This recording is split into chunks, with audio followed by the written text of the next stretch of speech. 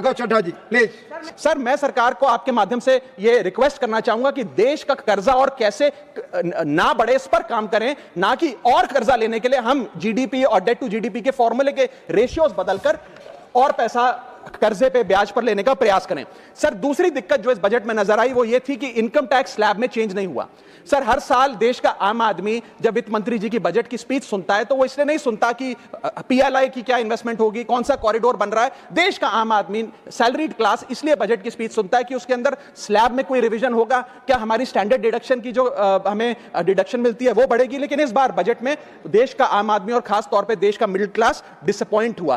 पहले ही there has been a stagnation in the salaries, inflation 6.8% पे खड़ा है, लेकिन उसके बावजूद हमने इस बार कोई स्लैब में या स्टैंडर्ड डिडक्शन में चेंज नहीं देखा। मैं आपके माध्यम से वित्त मंत्री जी को रिक्वेस्ट करना चाहूंगा कि आप इसी बजट में अनाउंसमेंट करें कि स्टैंडर्ड डिडक्शन जो 75,000 रुपए है उसे बढ़ाकर सैलरीड क्लास के लिए 1.5 लाख रुपए किया जाए। Sir third problem that was there with the budget is that there was no relief for the middle class. Sir after a very long time in India's history the personal income tax collection was more than the corporate income tax collection, यानी कि individuals ने जो income tax भरा वो लगभग 11 लाख करोड़ के आसपास भरा और कंपनियों ने कॉर्पोरेट ने जो इनकम टैक्स भरा वो लगभग 9.8 लाख करोड़, यानी कि मैक्सिमम टैक्स आपको इंडिविजुअल्स के इनकम टैक्स से मिल रहा है। आप मिडिल क्लास वो टैक्स भर रहा है। आज वो दौर आ गया है कि हम मिडिल क्लास को अपलिफ्ट करें, मिडिल क्लास को पैम्पर करें, नहीं तो मिडिल क्लास एक सैंडविच की तरह रिच क्लास और पुअर क्लास में दबता चला जा रहा है। सर राइजिंग कॉस्ट प्रेशर्स के चलते पिछले वित्तीय वर्ष में मिडिल क्लास ने देखा कि उसके एजुकेशन के खर्चे में 8% की बढ़ोतरी हुई,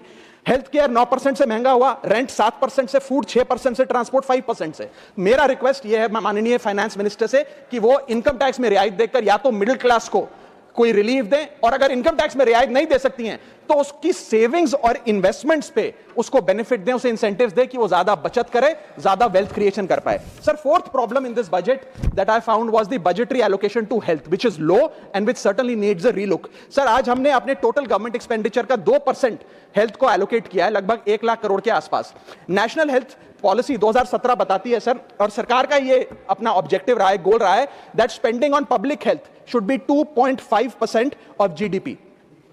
आज हम 2026 में खड़े हैं, हमारी पब्लिक हेल्थ पे स्पेंडिंग मात्र 0.5% ऑफ जीडीपी। हम अपने लक्ष्य से कोसों मील दूर हैं। जहां यूएस में 18% ऑफ जीडीपी हेल्थ केयर पे खर्च होता है, यूके में 12%, जर्मनी में 13%, स्वीडन में, नेदरलैंड में, डेनमार्क में, जापान में, स्पेन में 10% ऑफ जीडीपी खर्च होता है, क्योंकि वो देश जानते हैं कि जान है तो जहान है। लेकिन हमारे देश में मात्र 0.5% ऑफ जीडीपी हम अपने हेल्थ पे खर्च करते हैं, और इसके चलते आलम यह है कि सरकारी अस्पताल में अगर आप चले जाइए, which is called the backbone of India's health care, वहां पर आपको पुरानी जर्जर बिल्डिंग मिलेंगी, मैसिवली अंडरस्टाफ्ड हॉस्पिटल मिलेगा, ओवरवर्क डॉक्टर मिलेंगे, पॉपुलेशन के हिसाब से बेड नहीं मिलेगा, जांच के लिए मशीनें नहीं हैं, दवाइयों की कमी है, और अगर इलाज की, ऑपरेशन की डेट मिल भी जाए तो वो डेट इतनी दूर होती है तब तक मरीज चल बसता है। So the reality is that covid made us realise and it was a wake up call for India's public health infrastructure, and I want to ask the house today, are we prepared, god forbid, if there were to be another pandemic और another big sort of raging pandemic in this country, and the answer to that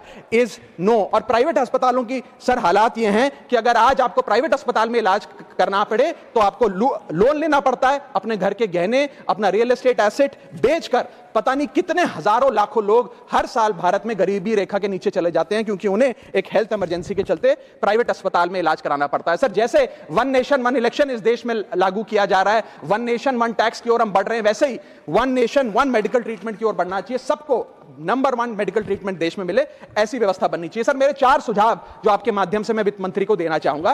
पहला सुझाव है, put all land and property records of India on blockchain. एक blockchain based land registry ledger बनाइए।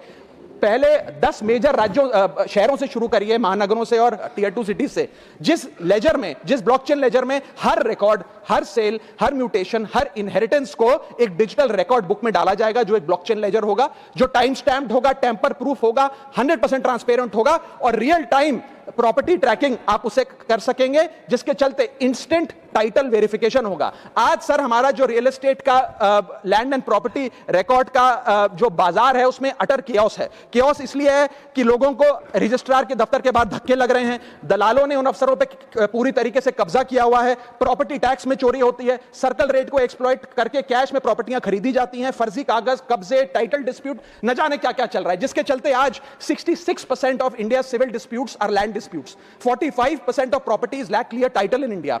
India ranks 133 out of 190 in property registration efficiency.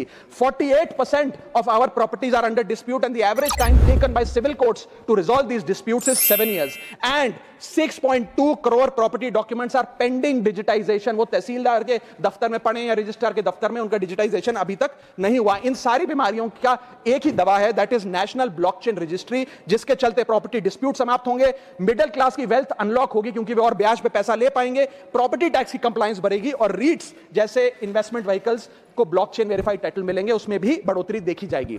इसी के साथ साथ sir दुनिया के कई देशों ने इसे लागू कर दिया है. स्वीडन में यह लागू है जहां पर एक दिन में आप प्रॉपर्टी का ट्रांजैक्शन कंप्लीट कर सकते हैं, वहां डिस्प्यूट रेट 2% है. जॉर्जिया में है जहां 3 दिन में प्रॉपर्टी का ट्रांजैक्शन खत्म हो जाता है, डिस्प्यूट रेट 1% है. और यूएई में है जहां 10 मिनट में आप अपनी प्रॉपर्टी खरीद बेच सकते हैं, वहां डिस्प्यूट रेट 1% से भी नीचे. और वहां हिंदुस्तान में प्रॉपर्टी बेचनी हो तो 2 से 6 महीने लगते हैं और 48% डिस्प्यूट रेट है. सर मेरा दूसरा सुझाव है inflation linked salary revision act. Bharat में वेजेस को इंडेक्स करिए महंगाई से. वित्तीय वर्ष 18 से लेकर वित्तीय वर्ष 26 में हमने देखा कि real wages for the salaried class में 16% की गिरावट आई. ये गिरावट का मतलब इन सालों में जितनी महंगाई थी, जिस स्तर पे महंगाई बढ़ी उस स्तर पे वेजेस नहीं बढ़ी, जिसके चलते 16% की गिरावट रियल वेजेस में देखी गई. इसीलिए mandatory wage indexation formula is the need of the hour and the government must look at it. इसके चलते तमाम फॉर्मल सेक्टर्स में, corporate, shops, factories, gig workers, सबको इन्फ्लेशन इंडेक्स वेज हाइक मिलेगा. और सरकार के मुलाजिम को तो मिलता ही है, हर साल डियरनेस अलाउंस मिलता है. उसके बाद आप हर कुछ सालों में पे कमीशन लागू होता है. इससे आप 20 करोड़ आबादी, which is 45% of India's total workforce, आप उसे एड्रेस कर पाएंगे. सर इसी के साथ साथ मैं बताना चाहता हूं कि दुनिया के कई देशों में यह पहले से ही लागू है. यूएस के अंदर COLA, cost of living adjustment system लागू है, जिसके अंदर एनुअल और ऑटोमेटिक रिवीजन होता है. जर्मनी के अंदर हर 18 से 24 महीने के अंदर महंगाई के अनुसार सैलरी बढ़ा दी जाती है. जापान के अंदर शिंटो मेथड यूज होता है जिसमें annual inflation index wage hike दी जाती है. और बेल्जियम में ऑटोमेटिक इंडेक्सेशन लॉ है जिसमें क्वार्टरली बेसिस पर एम्प्लॉइज की सैलरी बढ़ाई जाती है. Sir India is one of the only countries in major economies where 85% of our formal workforce has zero statutory inflation protection. We are at the mercy of the employer discretion and our own negotiation power to raise our salaries. इसके साथ साथ मुझे लगता है कि एक minimum increase based on inflation होना चाहिए. मेरा थर्ड सुझाव माननीय वित्त मंत्री जी को रहेगा कि स्टेट कैपिटल एक्सपेंडिचर की matching grant, matching funding centre they.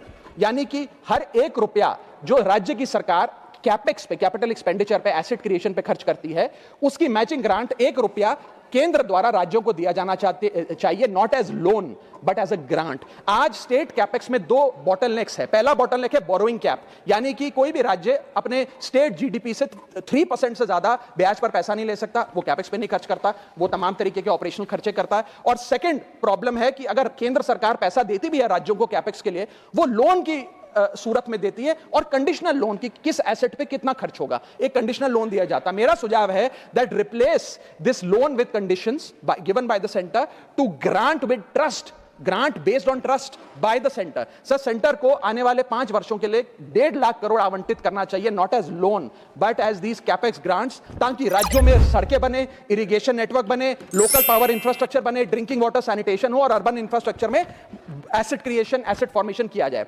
As not as loan, not on interest, not with principal and with no conditionality. अगर ऐसा होता है तो सबसे पहले तो स्टेट की बैलेंस शीट में this grant will not sit as debt. State की बैलेंस शीट सुंदर होगी, बेहतर होगी. दूसरा, खुलकर राज्य कैपेक्स पर खर्च कर पाएंगे. Third, it will be a high growth and a high job creator. ये ग्रोथ मल्टीप्लायर और जॉब क्रिएटर के तौर पे इसका इस्तेमाल होगा, क्योंकि हर 1 रुपया जो आप कैपेक्स पे खर्च करते हैं उससे भारत का जीडीपी 2 से 3 रुपए बढ़ता है in a span of 3 to 5 years. Cooperative federalism मजबूत होगा और साथ ही साथ states will become builders and not borrowers in the eyes of the centre.